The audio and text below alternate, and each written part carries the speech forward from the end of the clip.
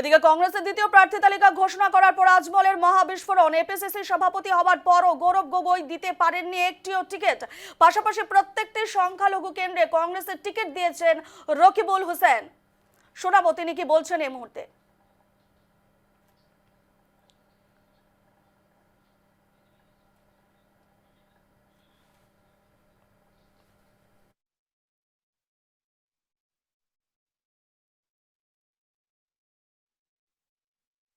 কংগ্রেসের এইবার মই যেটো দেখি আছো মুসলিম এরিয়া যেটো দিছে সব রকিবুল হোসেন সাহেবের পরামর্শ হিসাবে দিছে। মুসলিম এরিয়ার যিমান কংগ্রেসের টিকিট দিছে আপনারা চাওক এইটো ইনফ্লুয়েন্স বাই রকিবুল হোসেন সাহেব।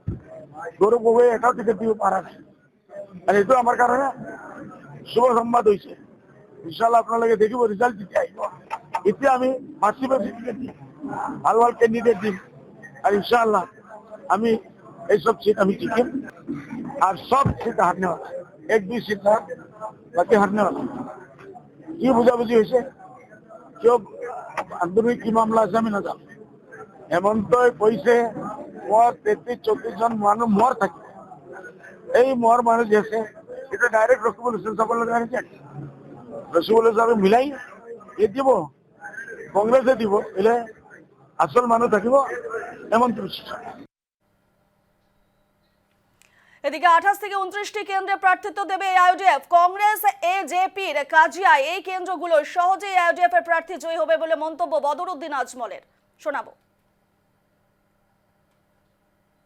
আমার আশা আছে 28-29টা সিট আমি যেটা আগে কইছি 30 পার নকৰো আর এটার ভিতরে 20-22টা সিট এতিয়া লেগে যেটা দেখি আছো ইনশাআল্লাহ মানে আল্লাহর মেহরবানি। কংগ্রেস বিজেপি এজেপি এইটার ঝগড়া আমার কিছু সিট ওলাই এবং রাজ্যের দলের অখিল গগৈ তো পাগল, সারা পৃথিবী জানে কংগ্রেসে কিমান দিন বরদাস্ত হইব। বিয়া করিলে তো বরদাস্ত করিব লাগবে।